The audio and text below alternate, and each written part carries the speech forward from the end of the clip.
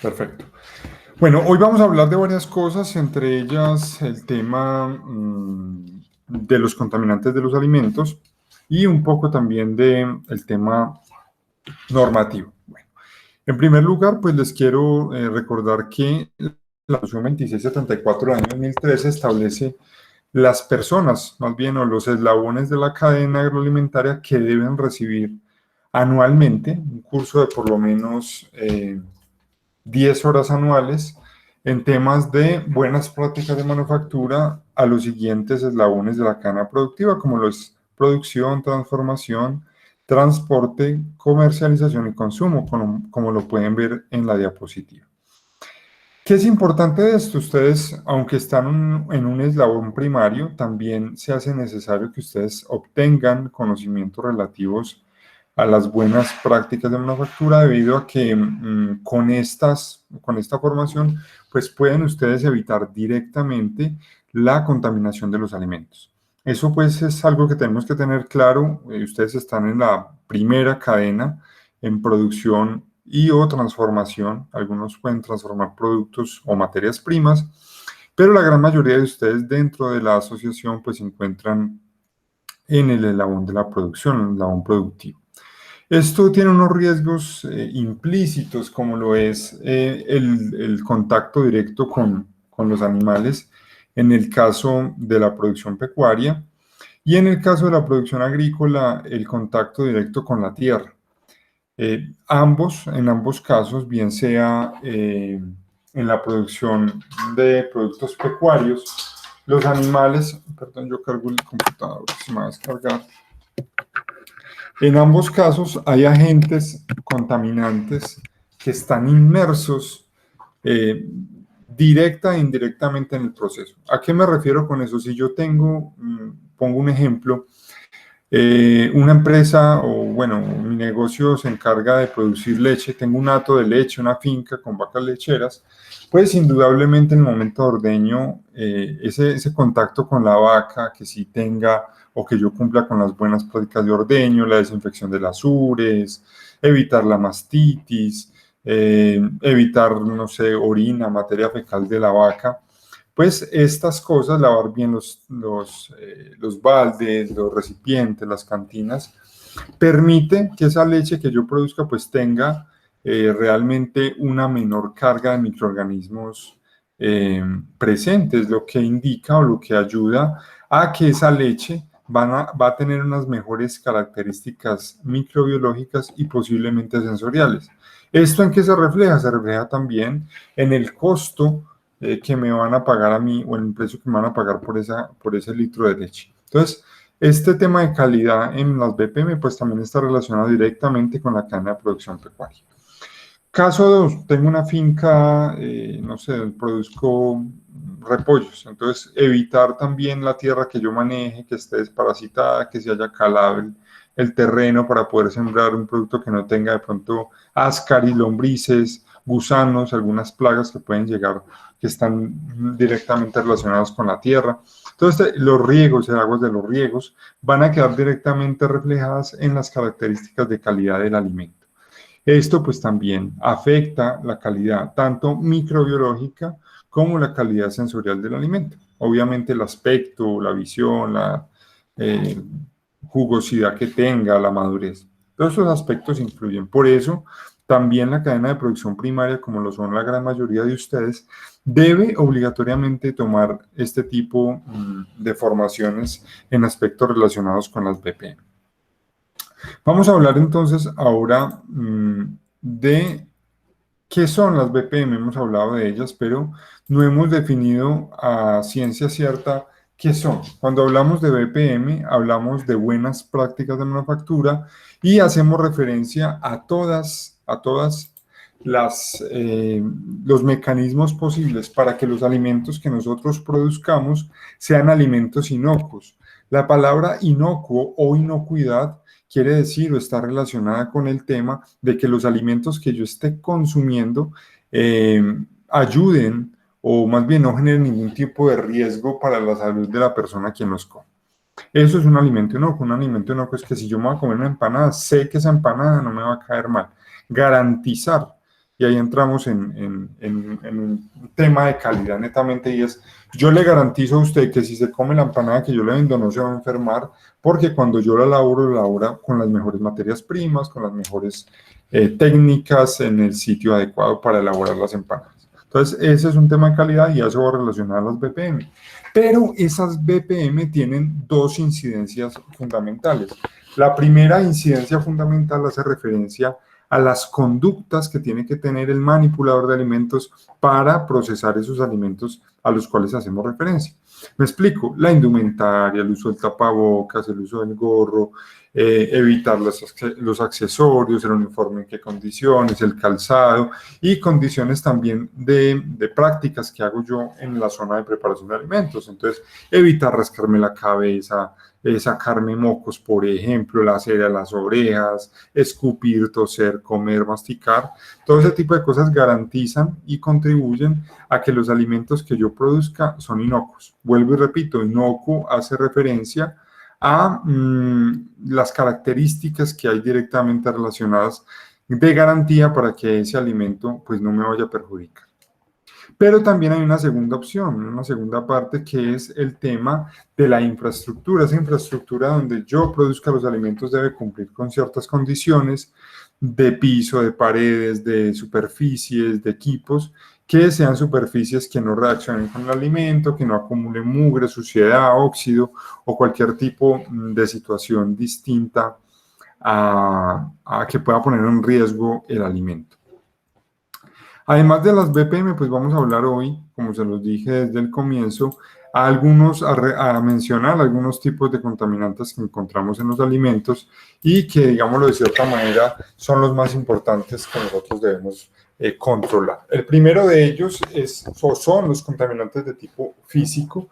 Cuando hablamos de contaminantes de tipo físico, hablamos de sustancias, elementos que yo puedo ver a simple vista. Ejemplo, vidrio, cabello, madera, metal, que no debe estar en el alimento y que por errores humanos, obviamente pues yo creería que nadie le va a echar un pedazo de alambre a un arroz o algo así, pero que pueden ocurrir simplemente por una mala manipulación.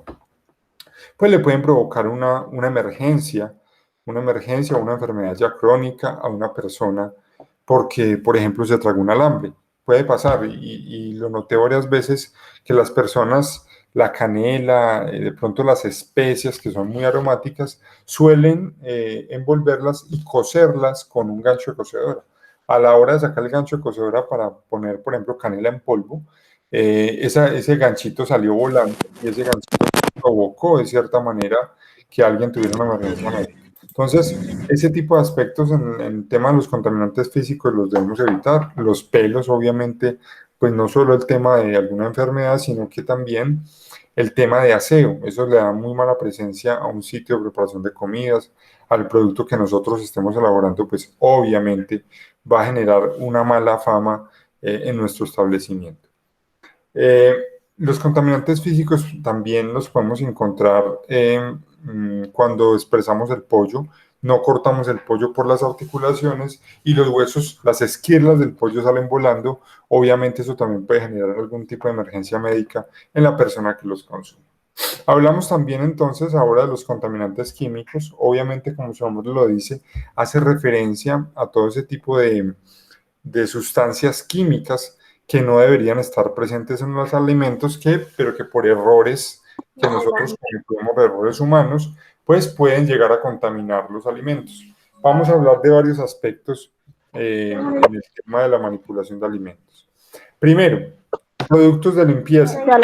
La normatividad es muy clara a la hora de mencionar que los productos de limpieza siempre deben estar alejados de las zonas de producción, ojalá bajo llave, ojalá en sitios distantes de los alimentos, porque estos pueden llegar a confundirse, sobre todo en el caso de reutilizar empaques. Uno escucha historias, ve por televisión historias de personas que les dio por reempacar, no sé, gasolina en una botella de spray de gaseosa. Alguien por error, sobre todo niños o adultos mayores, pueden ingerir estos productos por error y de esta manera pues llegar a intoxicarse, incluso a perder la muerte o a enfrentar enfermedades crónicas porque porque ingirieron este tipo de productos. Importante siempre entonces tener todo rotulado y alejado de las zonas donde están almacenados los alimentos. El caso puntual, usted va a un supermercado y los jabones de en polvo, detergente límpido, todo eso está al lado contrario de donde encontramos el pan, de donde encontramos granos, el arroz, porque obviamente estos alimentos pues tienden a captar los aromas del ambiente, y obviamente usted pasa por la fila de los jabones y los olores que emana, a pesar de que tiene bolsas, son bastante fuertes. ¿Dónde más encontramos contaminantes químicos? En el tema de la producción agrícola, sobre todo cuando no se utiliza agricultura orgánica. Yo sé que más que yo, ustedes deben saber muchísimo de este tema, pero pues nada más se lo recuerdo para que ustedes lo tengan presente. Al aplicar algún tipo de agroquímico, sea herbicidas, plaguicidas, fertilizantes, estos productos químicos pues tienen, sobre todo los pesticidas, tienen productos organofosforados, que son los que, digámoslo así, matan y descomponen el tema de plagas. Cuando uno va a aplicar esto, bien sea de manera foliar o radicular, esto requiere unos tiempos de carencia establecidos para poder hacer la cosecha. O sea, hay una diferencia entre la cosecha, unos tiempos que debo esperar entre la aplicación de este tipo de sustancias de agroquímicos y el tiempo en el cual yo voy a recoger o voy a recibir la cosecha. Entonces, cuando no se esperan esos tiempos, pues pueden quedar esas trazas de agroquímicos en los alimentos. Nosotros, como SENA, pues siempre hemos apoyado el tema de la agricultura orgánica, tratar de hacer un control biológico de estos cultivos, el manejo de plagas, en fin. Hay muchos ejemplos, a mí hay uno que me llama muchísimo la atención y es el tema de un ingenio de azúcar, un ingenio azucarero en el Valle del Cauca. Ustedes, si alguno conoce el Valle del Cauca o ha ido al valle, usted se va por carretera, ve al lado y lado unos cañaduzales gigantescos, grandísimos, que se le pierde uno la visión, la caña es susceptible a un pequeño un cucarroncito grandecito que daña el tallo. Para evitar esto, pues la fumigación se hacía con avioneta, partamos de ahí lo grande que podía llegar a ser, pero en unos ingenios que hicieron control biológico, cogieron y inocularon, digámoslo así, unos enjambres de avispas, perdón, unas avispas, no sé cómo serán o qué, pero esas avispas colocan sus huevos dentro del cucarrón que le genera la plaga a la caña, y de esa manera pues no tuvieron que utilizar más ningún tipo de plaguicida, sino que la misma avispa, pues generó ese control biológico. Entonces, un ejemplo de encontrar las maneras en las cuales con agricultura orgánica podemos hacer un control efectivo, puede que no sea el perfecto ni el óptimo, pero un control efectivo del tema de plagas, fertilización, herbicidas, en fin. Todo esto que de pronto hoy en día con la agricultura tradicional, pues no estamos muy llamados a ver. ¿Cierto? Ustedes saben que eso, las personas que trabajan con agricultura orgánica cada vez son pocas. Se está extendiendo cada vez con los años un poco más el tema, pero en términos generales encontramos que no es el óptimo, ¿no? No es el óptimo para poder garantizar digámoslo así, esos índices de calidad en los alimentos, que bien saben que esos organofosforados pues contienen productos que pueden llegar a ser tóxicos, incluso venenosos para nuestro cuerpo.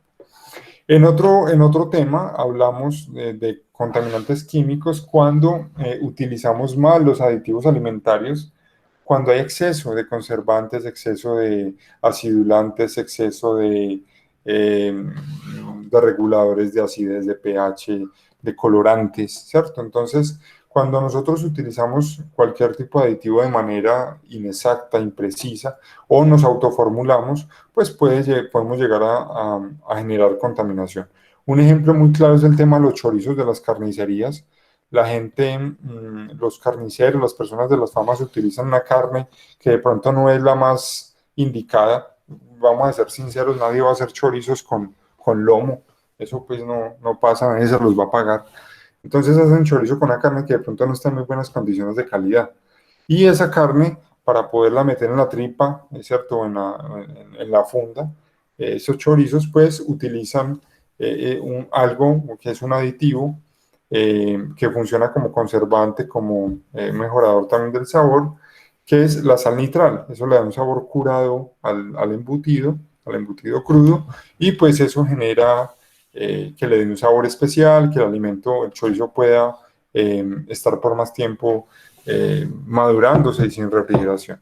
¿A qué vamos con este tema? Es que muchas veces estas personas utilizan cantidades excesivas de sal nitral, de sal de nitro, y pueden llegar a contaminar el alimento, porque la sal de nitro, pasado los niveles permitidos, pues genera intoxicaciones. Puede generar incluso cáncer o algún tipo de alergia que puede ser mortífera para alguien si entra en un shock anafiláctico. Entonces es importante mencionar ese tipo de aspectos. Y por último, porque a veces los contaminantes químicos nosotros mismos los producimos con la mala manipulación de los alimentos. Un ejemplo claro es el tema de la acrilamida.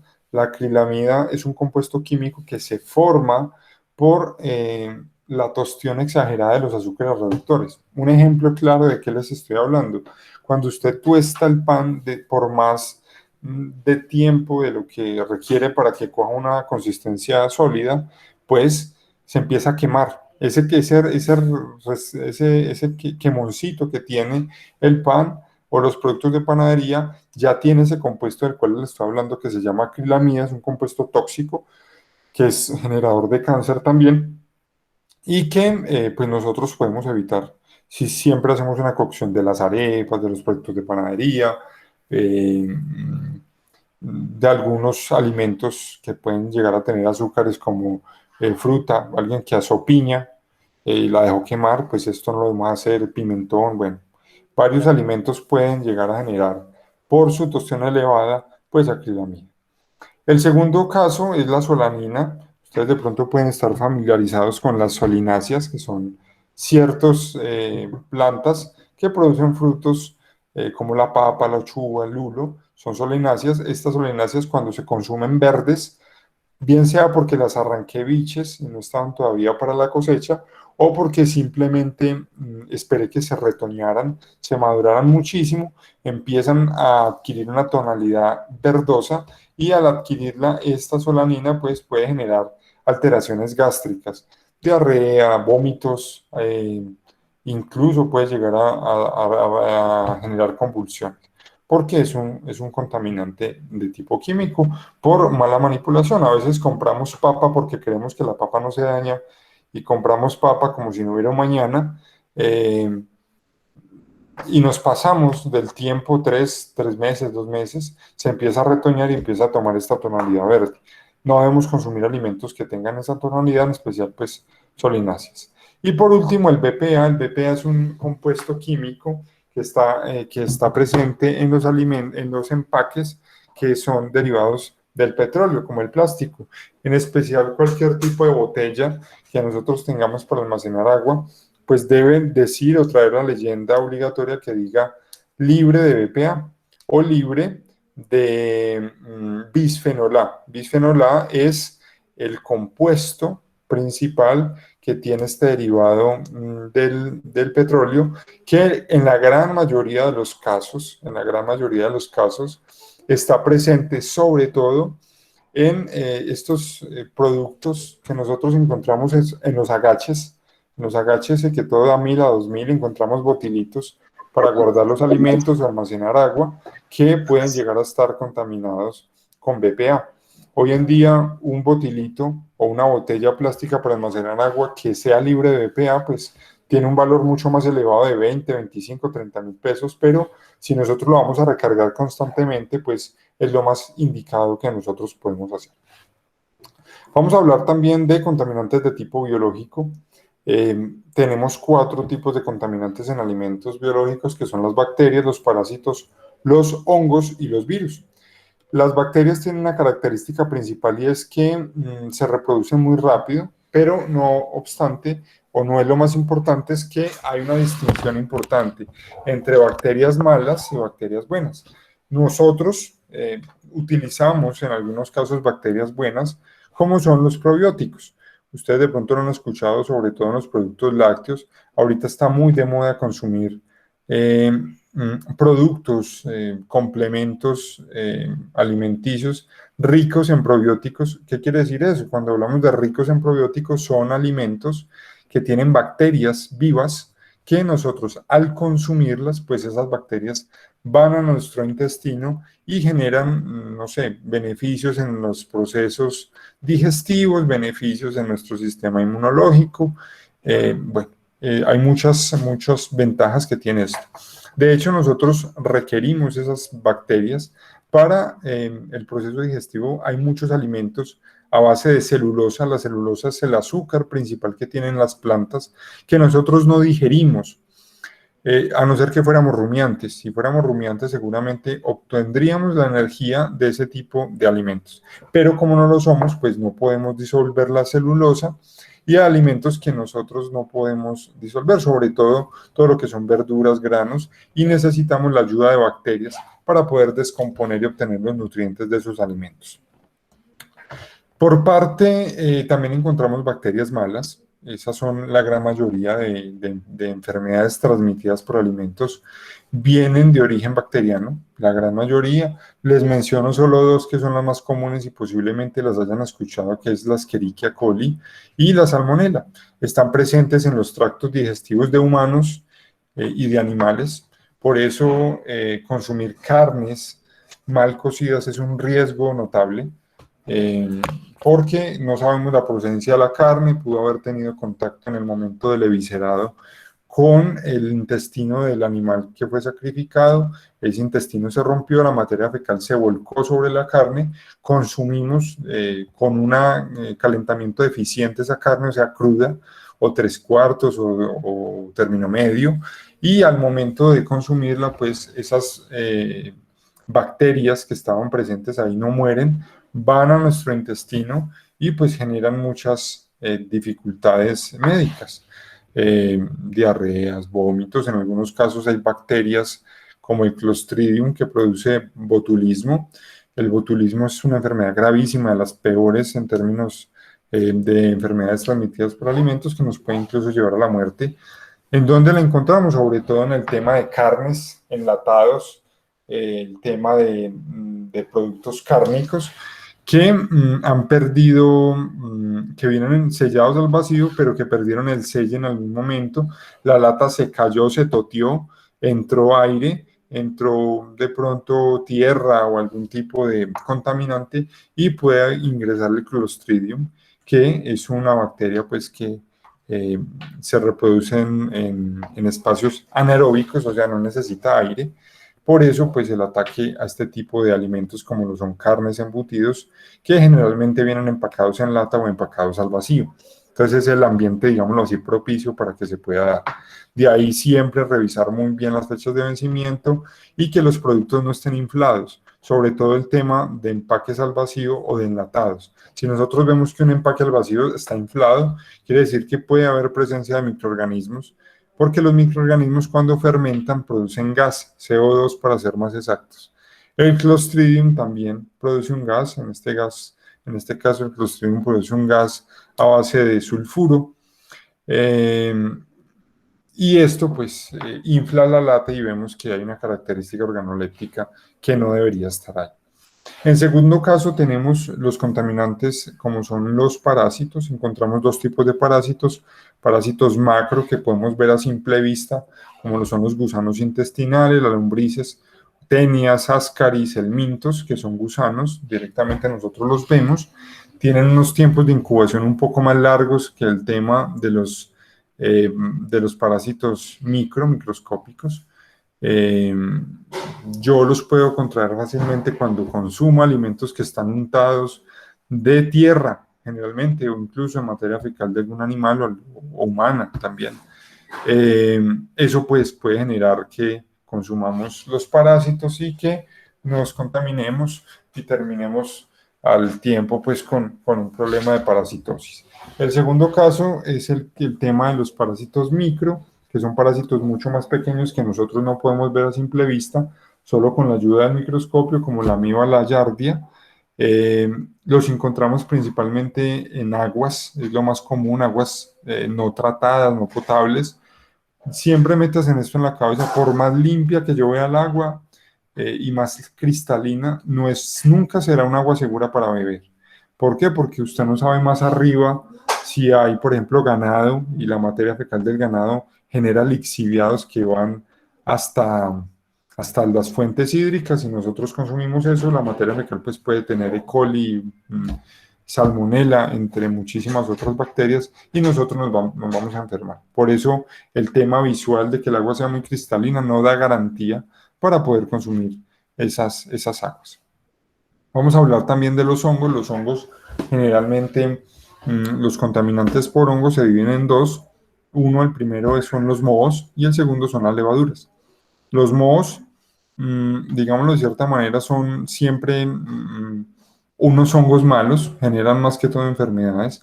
Tienen unos que otros algunas utilidades en tema de quesos madurados, pero pues nosotros en nuestra cultura colombiana no estamos acostumbrados ni a comer que el queso Tilsit, que el queso azul, que el queso es poco común las personas que lo consumen, pero en Europa se consume mucho y se usan algunos mohos, también en jamones, para el tema del curado de quesos y el curado de jamones.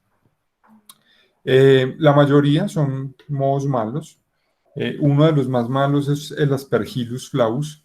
El Aspergillus flavus genera aflatoxinas y las aflatoxinas generan cáncer.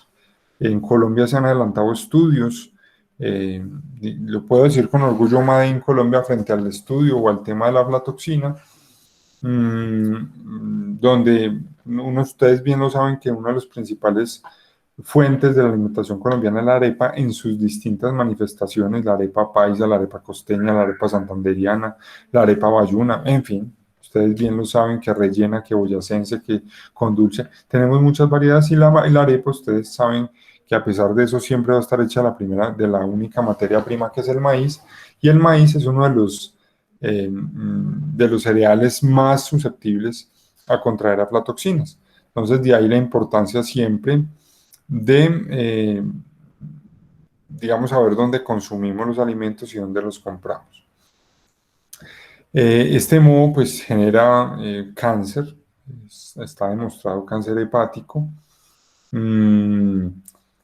De ahí la importancia de no consumir, no sé si ustedes, creo que lo llaman negros, los negros de panadería, que es pan viejo, y eso vuelven y lo hacen como unas torticas. Ese pan viejo ya tiene mohos, esos mohos son generalmente, la gran mayoría de los casos son Aspergillus flavus, o sea que tienen la capacidad de eh, generar aflatoxinas.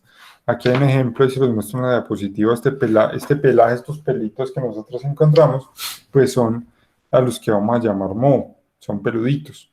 Ese pelaje, pues, es el que debemos evitar. Un alimento que esté contaminado con esto, pues no lo debemos consumir, obviamente, por obvias razones. Y el segundo de ellos son las levaduras. Las levaduras, pues, tienen una característica, una utilidad tecnológica para la elaboración de pan, para la elaboración de licores, porque la levadura lo que hace es convertir en su proceso de fermentación los azúcares en alcohol. Por último, encontramos los virus. De los virus en el tema alimentario, no tenemos mucho de qué hablar. Ustedes bien saben que el tema de los virus es un tema nuevo. Nosotros estamos hablando de virus hace, creo, 40 años tal vez. Antes era un gran desconocido porque no teníamos la forma de verlos. Los virus son muchísimo más pequeños que una bacteria. El microscopio, el tema de la microbiología que se desarrolló en el siglo XVIII y XIX, con el tema de lentes y todo esto, pues solo permite ver las bacterias. Ya para ver los virus, pues necesitamos microscopios más especializados, como el microscopio de barrido electrónico, pruebas de PCR, en fin. Entonces, lo que tenemos en el tema de alimentos son bacterias, perdón, virus muy incipientes. Hablamos de pronto del enterovirus, ese es uno de los más comunes, puede estar en agua, pero tener la certeza de que cuando nos da una diarrea es por tema viral es bastante difícil de confirmar. Entonces, bajo este sentido, siempre hablamos del tema del agua, es un riesgo fundamental en la contaminación, bien sea química o microbiológica. por el tema que tiene, por eso el agua es un alimento, según la resolución 709, un alimento de alto riesgo, está clasificado en un tema de alto riesgo por la gran capacidad que tiene o la gran capacidad para que los microorganismos puedan crecer en él y la contaminación que tiene de las fuentes hídricas. Hasta aquí por hoy, trato de ser muy exacto con el tiempo. 30 minutos exactos les había prometido, porque yo sé que ustedes de pronto están conectados de otra parte, bueno, tienen a veces dificultad con la señal, por eso quiero pues ser muy puntual con esto. Ya con la clase de hoy tenemos para preparar el primer tallercito que les dejé con doña Edna. Se pueden acercar los que no han reclamado los tallercitos, los que no han firmado de pronto la matrícula, les pido encarecidamente acercarse, cuadrar con ella para firmarla y nos veríamos nuevamente dentro de 8 días a las 5 de la tarde. No sé si alguno tenga alguna pregunta, duda, inquietud. Este es el espacio. Juan, ¿cómo estás? ¿Cómo te va? Muy bien, sí, señor. Cuénteme en qué le puedo servir. Juan, dos cositas. Es que yo te he escrito para... a mí me queda siempre retiradito de la casa de mi querida compañera Edna. Sí. Y tengo que mover. Perdón, me escribiste al WhatsApp. No, sí, al WhatsApp. No, te escribí a tu correo. Y te estaba proponiendo a ver qué posibilidades había para que todos los talleres fueran de manera también, no virtual, pero que se pudieran llenar, por ejemplo, no en físico, sino los pudiéramos llenar a través del computador y enviártelos también, las tareas que nos deje. Pues yo no sé si todos, la gran mayoría habrán logrado hacer los tallercitos, yo se los dejé impresos, si de pronto tiene dificultad yo se los podría No, yo lo pasé recogiendo, Juan, yo lo pasé recogiendo, pero te repito, me queda un poquito difícil. Sí. Que, por ejemplo, a mi señora, a mi hermana y a mí, que estamos en esto, pero estamos interesados, pues ya lo leímos, ya resolvimos, ahí hay unas cosas, hay una normatividad donde dice taller de higiene y manipulación que me pucha, ni consultando a un médico logré. No, todo lo que, digamos, el crucigrama que hacemos, lo hacemos, el crucigrama en la primera actividad, con lo que vimos en las dos clases, en los videitos, ahí están todos los punticos. Sin embargo, pues eso no es camisa de fuerza. Dentro de 8 días lo primero que hacemos es que todos tengan el taller y pues logremos dejarlo claro, ¿no? Eso perfecto, es así. Eso es. Sí, gracias, claro, Juan, claro. Muy amable. Claro que sí. ¿Alguna otra duda, alguna inquietud? Bueno, si no es así, entonces les deseo un muy buen fin de semana, que descansen, pueden empezar a trabajar el tallercito. Nidia, adelante que levantaste la mano. Nidia Urrego, adelante. Profe, ¿me escucha? Buenas tardes para todos. Te escucho fuerte y claro. Ok, profe. Profe, una preguntita.